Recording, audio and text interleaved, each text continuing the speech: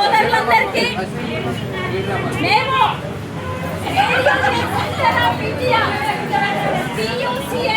తెలంగాణ రాష్ట్ర కమిటీ తరఫు నుంచి మీ సమ్మెకు మద్దతు తెలపడం కోసం వచ్చాము.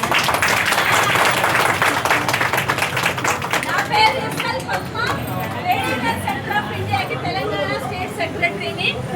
ప్రదీప్ తను తెలంగాణ హైదరాబాద్ కార్యదర్శి తను టీయూసీఐ. మేము ఈరోజు మీ సమ్మెకు మద్దతు తెలపడంలో మీ డిమాండ్స్ చాలా న్యాయమైన డిమాండ్స్. ఇంకొకటి కూడా చెప్పదలుచుకుంది ఏంటంటే, న్యాయమైన డిమాండ్స్ అంటే అన్యాయమైన డిమాండ్స్ కూడా చేసే వాళ్ళు ఉంటారా అనే ప్రశ్న కూడా మనకు రావచ్చు. కానీ మీరు దాదాపుగా 2000 సకల జనుల సమ్మె తర్వాత నుండి సమ్మె పూర్తయ్యాక ఫిట్మెంట్ పెంచిన తర్వాత మీ పరిస్థితి ఎలా మారిందో అందరికీ తెలిసిన విషయమే. పరిస్థితి మార్పులో రోజు రోజుకి మెరుగైన పరిస్థితులు రావాల్సిన బదులు దానికి చాలా నెగటివ్ పరిస్థితులు డెవలప్ అయిన ఉంది. ముఖ్యంగా వేధింపుల సమస్య చాలా తీవ్రంగా మీ అందరికీ ఉంది. 2 జీతాల సమస్య కూడా చాలా తీవ్రంగా ఉన్న పరిస్థితి ఉంది. మాట వినకపోతే షోకాల్ నోటీసు నుంచి బెదిరించి ట్రాన్స్ఫర్ చేస్తూ ఇబ్బందులు పెడుతున్న పరిస్థితులు కూడా మీ అందరికీ ఉన్నాయి. ఆ సందర్భంలోనే మీరు ఈరోజు తీసుకున్న నిర్ణయానికి ముందు మీ యూనియన్ నాయకులు కేంద్ర కార్మిక సంఘాల రౌండ్ టేబుల్ సమావేశం పెట్టి మా అందరికీ కూడా మీ సమస్యలన్నీ చెప్పారు. ఒకటి, మీకు సంబంధించి ఆల్రెడీ ఆర్టీసీని ప్రభుత్వంలో విలీనం చేసుకుంటున్నామనే బిల్లు కూడా పాస్ అయ్యాక ఆ ప్రాసెస్ ఇంకా ఎందుకు ప్రారంభించట్లేదు అనేది మీ ప్రశ్న. ఆ ప్రాసెస్ ప్రారంభించాలి, మిమ్మల్ని రెగ్యులరైజ్ చేస్తే ప్రభుత్వ ఉద్యోగుల గుర్తింపు చెయ్యాలి. అది చెయ్యకపోవడం గత ప్రభుత్వం చేస్తే ఈ ప్రభుత్వం చేయకుండా ఉండాలి అన్న నిబంధన పెట్టుకుందా? కాదు. 2, గత ప్రభుత్వం చేసినా అది కార్మిక వర్గానికి ప్రయోజనకరమైన విషయం అయినప్పుడు ఎందుకు చెయ్యకూడదు అనే మీ ప్రశ్న చాలా సరైనది, సహేతుకమైనది. అలాగే మీకు సంబంధించినటువంటి కొన్ని డిమాండ్స్ పెట్టారు. ఎలక్ట్రిక్ బస్సులు ఏవైతే ఈ రోజు వచ్చాయో, మన బస్సులకి పొల్యూషన్ కి వ్యతిరేకం కాదు, పొల్యూషన్ ఉండకుండానే ప్రజలు బతకగలగాలి, అందులో పనిచేసే కార్మికులు కూడా మంచి జీవితం గడపాలి, రోగం లేకుండా ఉండగలగాలి అనే కోరికలో ఏ మాత్రం కూడా ఆలోచించాల్సిన అవసరం లేదు. కానీ ఎలక్ట్రిక్ బస్సులు వాయు కాలుష్యం పేరుతో తీసుకొచ్చిన బస్సులు నడిపే వాళ్ళు ఎవరు, దాన్ని నియంత్రించే వాళ్ళు ఎవరు అని చూసుకుంటే అది మొత్తం ప్రైవేట్ వాళ్ళకు అప్పగించిన పరిస్థితి ఉంది. అంతేకాదు ప్రైవేట్ వాళ్ళకు అప్పగించిన ఒకవేళ ఎలక్ట్రిక్ బస్సులు జిల్లాలకేసే వాటిల్లో మేము డ్యూటీకి వెళ్ళామని హైదరాబాద్ వాళ్ళరు అంటే మొదటి నుంచి హైదరాబాద్ లో ఉద్యోగం చేస్తున్న వాళ్ళని తీసుకుపోయి మీరు అక్కడ పోయి పని చేయాలి, ట్రాన్స్ఫర్ చేస్తాం మిమ్మల్ని అంటే మేము పోము అంటే మీకు షోకాల్ నోటీస్ వస్తుందా లేదా? ఇది ఎక్కడి అన్యాయం అని మీరు ప్రశ్నించడంలో న్యాయం ఉందా లేదా? అందుకని ఈరోజు ఇక్కడ పనిచేస్తున్న వాళ్ళని తీసుకొచ్చి వేరే చోటి ట్రాన్స్ఫర్ చేస్తాం, పోకపోతే నీ ఉద్యోగం పోతుంది బెదిరింపు చర్యలు ఏవైతే ఇవి ఏ కోశాన మన ఉపాధికి, మన భద్రతకి, మన జీవనానికి సమస్య అయినప్పుడు తప్పనిసరిగా దాన్ని మనం ఎదుర్కోవాల్సిందే.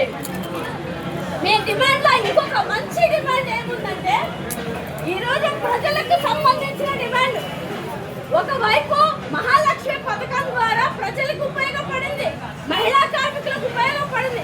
అదే సమయంలో అదే బస్సుల్లో ప్రయాణించే పురుషుల రేట్లు మాత్రం పెరిగినాయి కదా, మరి మీ జీతాలు పెరిగినాయా? అంటే ఇది ఎక్కడ అన్యాయం?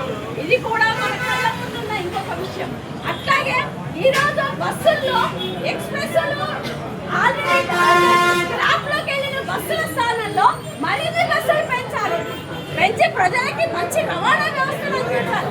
ఈ రోజు ప్రైవేటీకరణ జరిగితే ప్రైవేట్ వాడి చేతుల్లోనే ధరల నియంత్రణ ఉంటే ప్రజల పరిస్థితి ఏంటి? అందుకే మీరు ఒకటి పెట్టుకున్న డిమాండ్, మాకు రక్షణ, ప్రజల భద్రత కావాలి.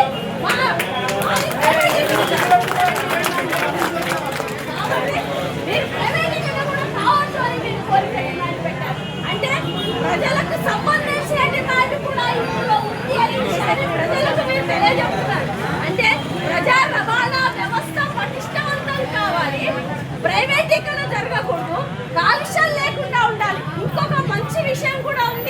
మీ వాళ్ళే చెప్పారు మాకు ఉప్పల్ డిపో వర్క్ షాప్ లోనే అనుకుంటా బహుశా మొట్టమొదటి ఎలక్ట్రిక్ బస్సుని తయారు చేశారు మీరు. ఫస్ట్ ఒక బస్సును తయారు చేశారు. అయితే మన యూనియన్ల ప్రశ్న కూడా ఒకటి ఏంటంటే మీకు ఆ కెపాసిటీ సామర్థ్యాలు మీ అందరికీ ఉన్నాయి. ఒక బస్సును తయారు చేసే ప్రత్యామ్నాయంగా ప్రభుత్వాన్ని నడిపించడానికి నిలబెట్టడానికి మీ చేతుల్లో ఆ స్కిల్ ఉన్నప్పుడు ఆ బస్సుల తయారీ మీకే ఎందుకు అప్పగించారు? ఆ బస్సులు తయారీ చేస్తే ఎక్కువ బస్సులు ఉత్పత్తి చేస్తే ఆ వచ్చే లాభాలు కానీ ఆ వచ్చే అన్ని కూడా మీకు వినియోగిస్తే నష్టమేమి లేదు కదా. మీరు ఆల్రెడీ ఎంప్లాయీస్ గా ఉన్నారు కదా, ఉన్నప్పుడు కానీ మీకు చేయడంలో నష్టమేమి. కాబట్టి ప్రభుత్వం ఆలోచన ఇది. ఇంకొక విషయం, ఈరోజు ఆర్టీసీ కింద గత ప్రభుత్వం కూడా ఆ పని చేసింది.